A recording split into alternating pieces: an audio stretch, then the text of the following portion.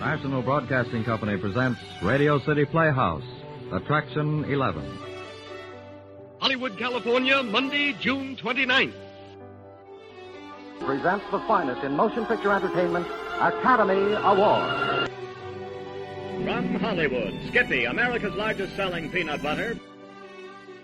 Cary Grant, Katharine Hepburn, and Jimmy Stewart. The Lux Radio Theater welcomes you all. Hello everyone, and welcome to Drama and Theater, brought to you by Dwayne Old Time Radio. Before we get to today's drama, if you enjoy what I'm doing, let me ask you to subscribe to my channel. Subscribing is 100% free, and you will receive notifications on new posts. Lastly, if you have a moment, write a short 1 or 2 sentence review or give a rating on your preferred podcast service. A positive review or rating would help me out a lot. And now, on to the show. Columbia Workshop is here for the week. One episode, their 17th episode. The Use of Theaters for Broadcast. November 21st, 1936. The Columbia Workshop. Ladies and gentlemen, tonight the Columbia Workshop dedicates the 18th program of its series to the scientists, research workers, and engineers of the electrical industry, and especially to the New York Electrical Society, 1,100 of whose members are our guests here at the Columbia Radio Theater. In 1,000 laboratories throughout the land, constant investigation and effort goes on each day to harness more completely this silent, powerful force, electricity. Their contributions in the fields of communications, pathology, medicine, and transportation have done much to make the world a safer, healthier, more comfortable place in which to live. In previous workshop programs, we have attempted to familiarize you with some of their work in communications and pathology. Tonight it seems appropriate that we deal with a phase of radio broadcasting that is unknown to most listeners. Dr. E.E. Free, Columbia's scientific consultant and past president of the New York Electrical Society, is here with us. We believe you will be interested in his demonstration explaining how the Columbia Radio Theater, at one time completely unfit for broadcasting, was converted into one of the best auditorium studios in the country with the aid of the tools of science. Dr. Free's demonstration will cover the first half of tonight's workshop program.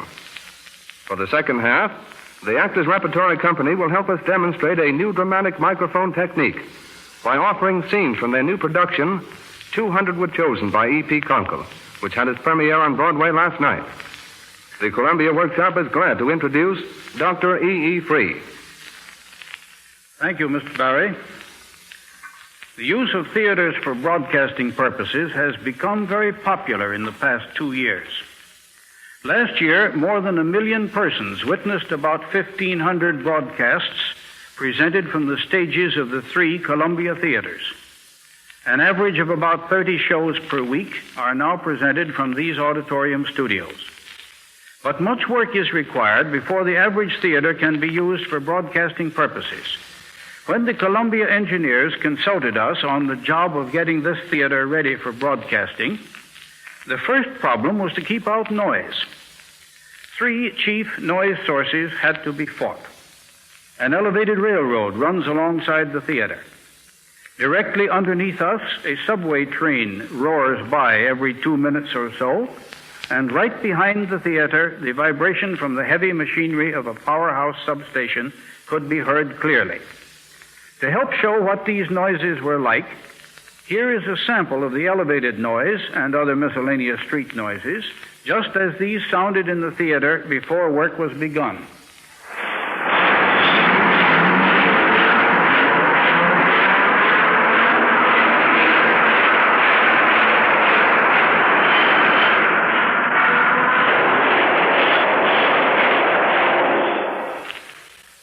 I imagine that everybody recognized in that sample some familiar noises of New York City. The automobiles, the streetcars at a nearby crossing, and the rest.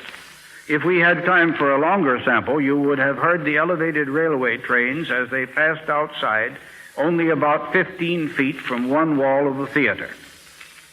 Tests showed us that nearly all this street and elevated noise entered the theater through the air. To keep it out, we closed every crack around the doors and windows on that side of the theater and made them noise-proof. But this did not keep out the subway noise. Here is what that noise sounded like.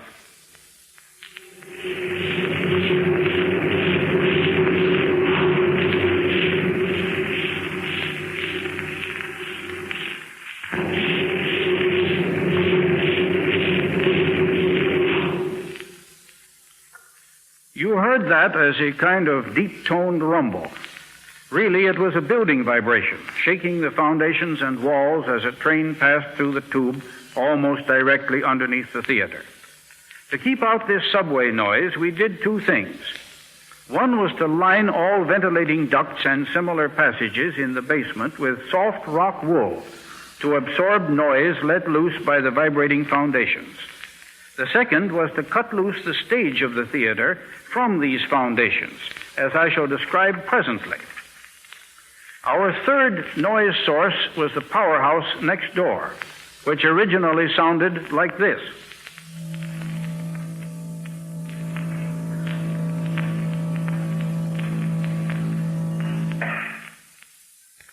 All three of these noises we have been careful to reproduce tonight in exactly the same intensities they had in the theater before the work began. Noise meter measurements made beforehand are being duplicated now. To keep out that last noise, the powerhouse one, we had to separate the stage from the rear wall of the building. The engineers agreed to cut it loose from that wall as well as from the foundations. The vibration is still there in the wall, but nothing gets into the microphone here in the auditorium. And now let us hear how all three of these original noises sounded together.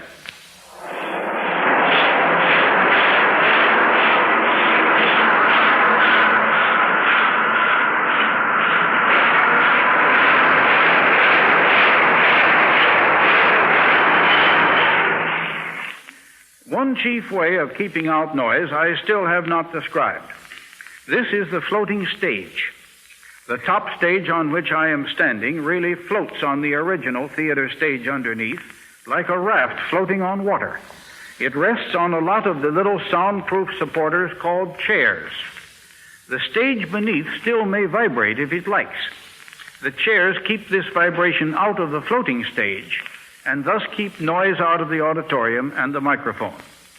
But the real proof is what you hear, or don't hear, in the radio programs.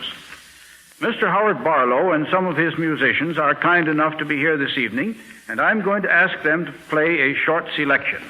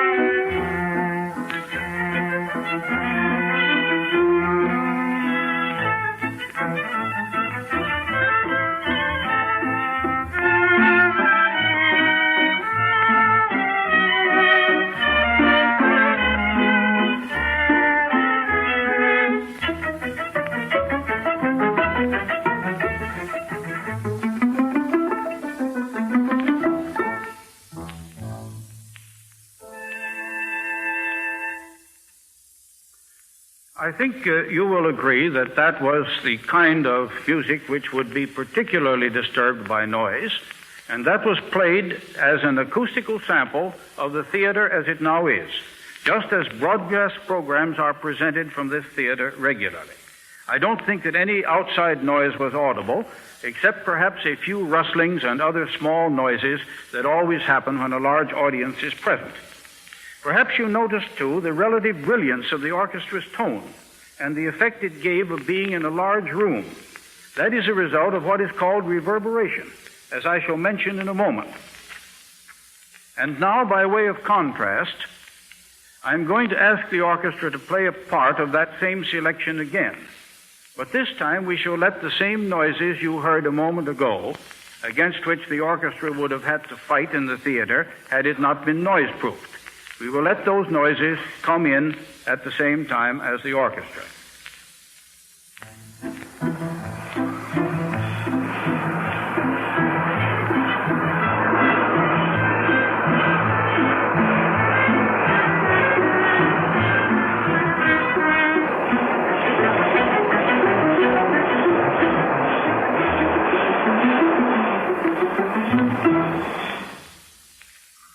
Another noise-proofing expedient is the plaster cyclorama at the back of the stage.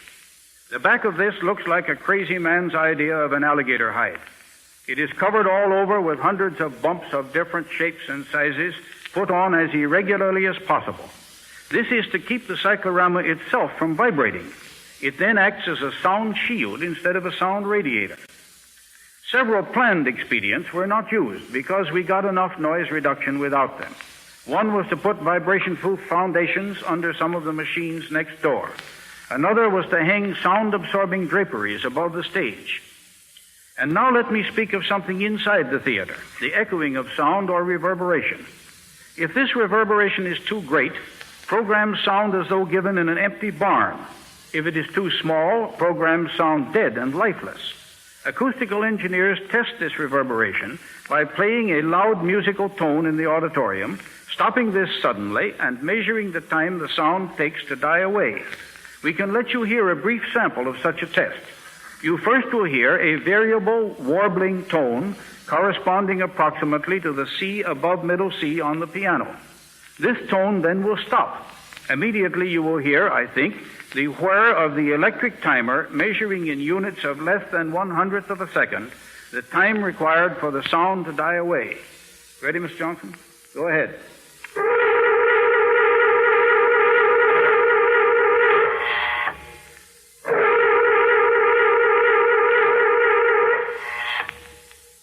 You heard in that the whir at the end of the tone, and the length of that whir is an indication of the time of reverberation. By such tests, conditions inside the theater may be checked. If necessary, they can be changed. Next come electric and acoustic problems of getting programs properly into the microphones, problems which I think have been admirably solved in this instance by the engineers of the Columbia Broadcasting System. As a test of some of these facilities, the workshop program plans to present tonight part of a stage play, exactly as it would be played on the stage. For example, allowing the actors to move freely from place to place. That needs some special kinds and special handling of microphones. First, I shall ask Mr. Barry to walk past an ordinary microphone while he speaks a few lines. I am now walking past an ordinary microphone. You will notice that my voice changes in loudness as I move about. That is because the microphone is fixed in one position and does not follow my movement. You notice the way in which the sounds grow louder and then died away by mere change of the speaker's position in front of the microphone. That is why actors using ordinary microphones must stand in fixed positions.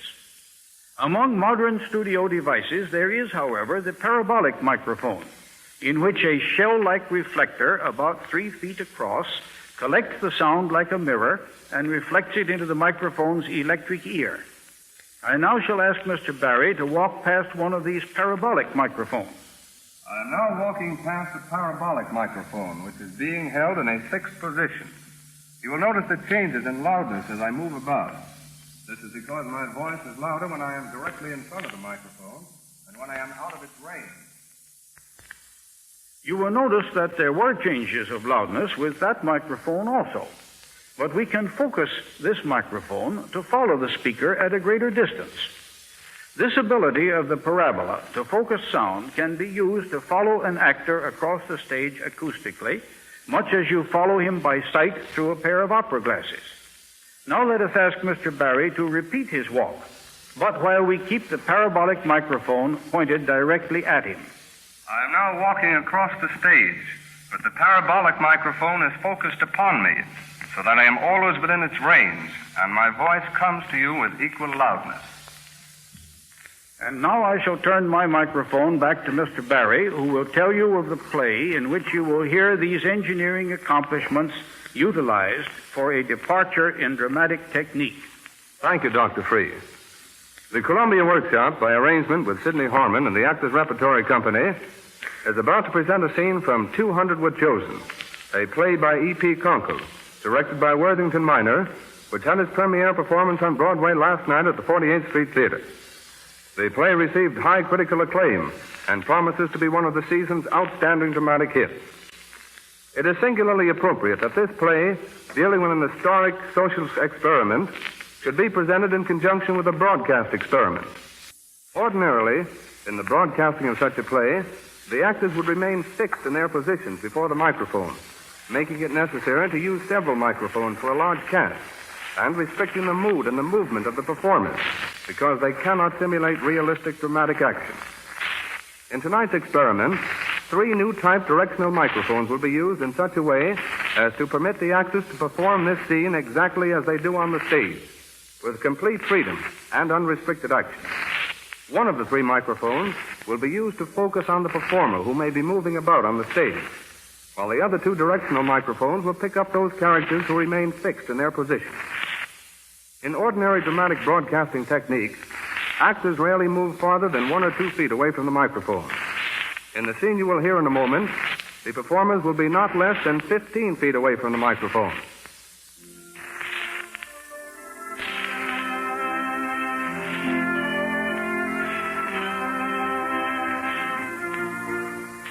In May 1935, in the heart of Mantanuska Valley, Alaska, where the summer is 4 months long and the land is rich and fertile, arrived a group of 200 people, 20th century pioneers sent by the United States government to settle a new land. 200 Were Chosen is a realistic drama concerning itself with the difficulties and disappointments they encountered, and of the pioneering spirit which ultimately overcame their many obstacles. Among the hardships they suffered were lack of food and shelter. Illness followed, and consequently a nostalgia for home. The scene we have chosen for our demonstration, in which we find Cleve, husband of Jenny Walters, the first to lose courage. Disgusted with the disappointments he has had, he decides to leave to search for gold. He is packing his belongings. Got that wash pan, Jenny? Yes, here it is. Thanks. Well, Cleve, you're off to the war. Huh? Oh, yeah. Off to the gold war. What time does the train pull out? In about an hour. You're, probably glad to see me go, ain't you? No. No, I'm not glad to see you go, Cleve. Oh, Jen. I'm terrible sorry about last night. I mean my getting drunk. I didn't know what I was doing at that. No. It won't be hard to forget that. You got everything? Those woolen socks? Well, the trouble's light on the grub stake. You can always write me here, Cleve. I'll be here for some time. Oh, you won't be here for no time. I'm telling you. Well, they're all going to get out. Government, everybody. Fair as your grandma's platter. You going down home now, Jen? Well, the going's good. I'll be sending you plenty of gold up. Then you can get them things you want, huh? I'm not going home, Cleve. All right, then, don't. You want to get stuffing? I don't care. You want to rot in this valley? Go ahead and rot. There won't be a sourdough left here to bury your bones next spring. Silly, that's what it is. Maybe. But I'm plumb fool enough to still believe in this place, Cleve. For both of us. No use planning on going back, trying to make a go of it down there again. I made up my mind before we came. Here now, I know where for us. That's all it is. Here or nowhere. Okay. Take no hair out of my head. Oh, I know I'm alone, boy. I'm all right. It just hurts after all these years. going together through everything. Just realizing that this is all. Oh, what's the matter with you, Jim? Why, this is under the star. And that sourdough who's going with me knows where there's rim rock and bench land that'll turn out $36 a ton. That's a fact, Jim. This ain't no wild goose chase. Nothing of the kind. On my way back, I'll pick you up at Anchorage. Then we can go down and see some of them places we always wanted to see. Oh, go down to Texas. Or out to Oregon to see Jack Jordan. My gold done it. I told my old man I'd bring you back a sack of gold. When I climb into that front porch and pull it on him, he'll fall through his chair. Yeah. You put down a little bit about it. You're telling me. I'll perk up, Ken. I'll send you something now and then. That'll be fine, please. I'll make a go of it. You'll be proud of me. Goodbye, please. But I ain't coming back here. No, by God. I'm wiping my feet clean. You meet me down there, or else... Well, I'll be seeing you down home, Jim.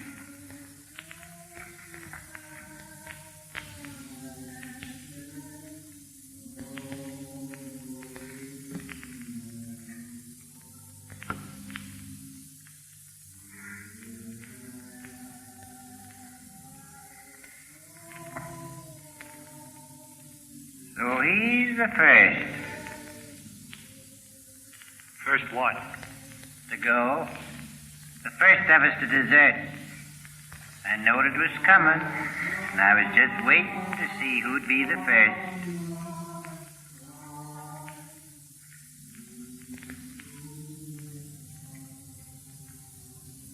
They're singing down the valley.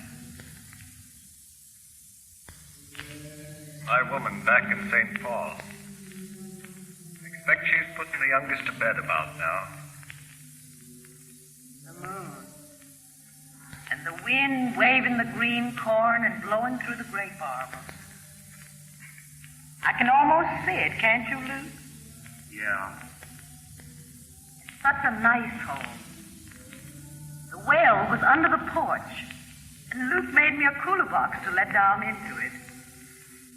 Everybody in town wanted my butter of a Saturday. Dad had a nice barn, too. It had cement floors. I reckon I had the best patch alfalfa in that half of the state. Till we lost it all. There's nothing finer than feel it growing. Me and Tom used to go out and paw together till the boys came. It was always cool and fresh before the sun came up. We worked so hard. We thought it was ours. I guess we ain't none of us here because we never worked. Of course, that was all a long time ago. I'll just go have a look at the baby, Daddy.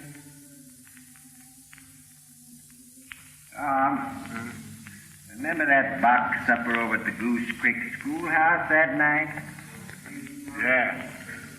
By golly, yeah. I'll bet you won't forget it never. There's the Goshen, I say.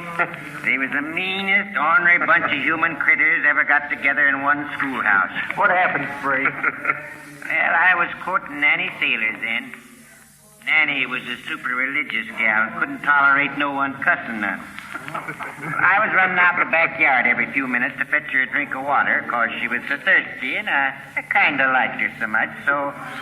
You know what them hide-bound, hamstrung, gall-provoking hunyocks done? About what? Well, they was all out there in the backyard talking, including Tom, mostly, and they decided they'd move that well curb a few feet to the south. Well... Here I come now, cutting a swath, high, wide, and handsome for the well curb.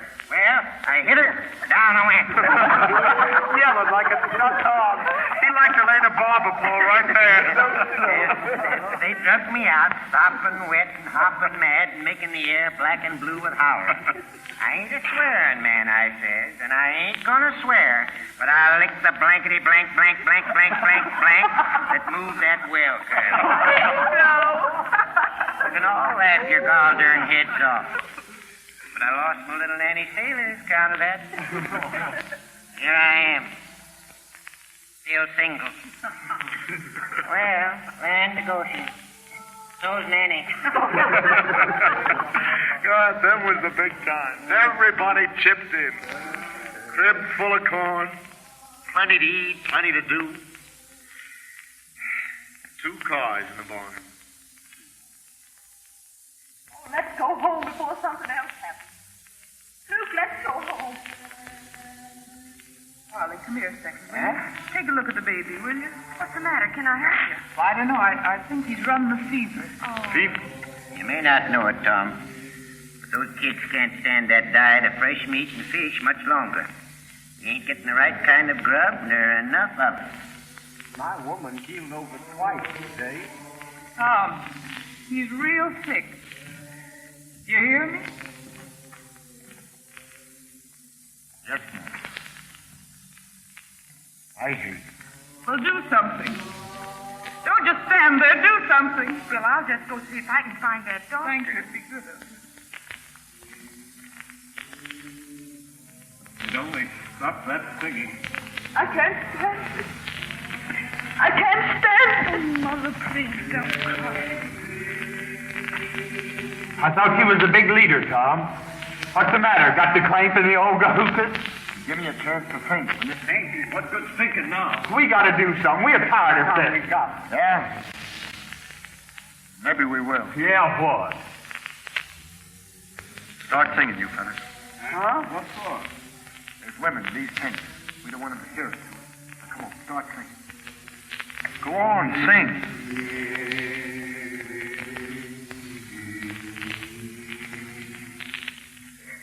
Now, looky, lady. They got in a trainload of grub down there at the commissary today, and us fellas can't let it spoil, or can we?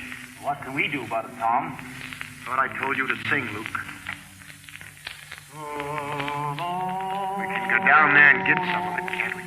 Well, I don't know, Tom. You don't know? Say, you've been belly aching about not getting enough food, and how your children are coming down and your women fainting. Why, our kids have got to have vegetables and fruit, salt. That's, by God, salt. Common salt. You men know what they got in down there today? They've got in oranges, grapes, apples, potatoes, and cabbages, and carrots, and baked beans. Well, what do you men say? I reckon I'll go with you. Come and put Bill in a minute, Mother. Any others? They got it guarded, Tom. Why, sure they have. What a week. I've been wanting to go down there and hit one of those fellows. Say, now listen, now you hold on there. By God, we're not going out to hurt anyone. We're out to get food for our kids. And that's all. But if anyone gets in the way, there'll be trouble and plenty of them. That'll be red, Tom. It's hard for anybody with the tent to yell and to change his color. Look here, Nickel, you stop out. Sit down, Luke.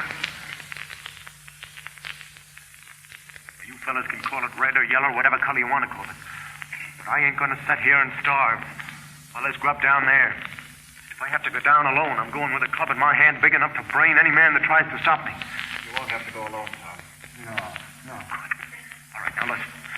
Now looky here. It'll take us about 3 hours to round up them other camps. Better say we'll meet here about 12:30. Now, Herb, go over to Camp 4 and 5 and round up all the men you can. Yeah. Get them here in a hurry. Sure. You see if there's any construction boys like yourself to bring along with us. Get them on, Tom. Luke, you and Mickey come along with me. We take a trip down along the tracks. Just as we get past that.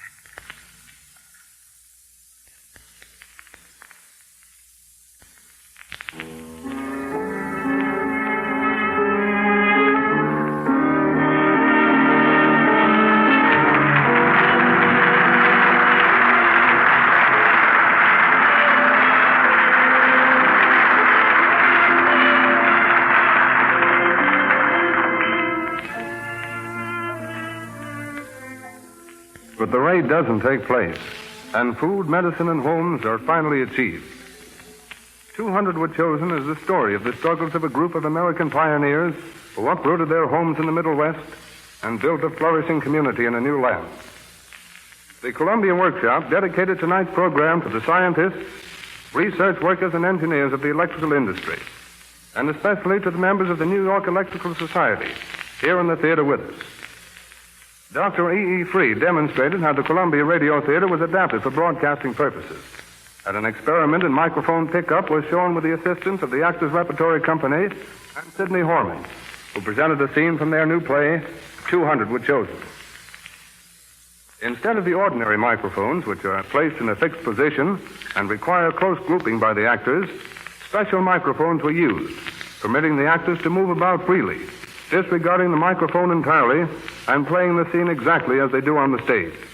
The parabolic microphone, swinging freely on its axis, picked up their voices with equal intensity from every part of the stage, operating on the principle of a flexible motion picture camera.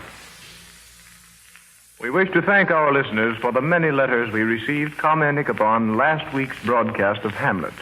There were more letters about this broadcast than were ever received before by the workshop.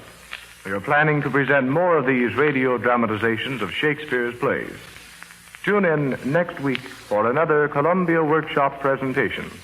The Columbia Workshop is under the direction of Irving Reese.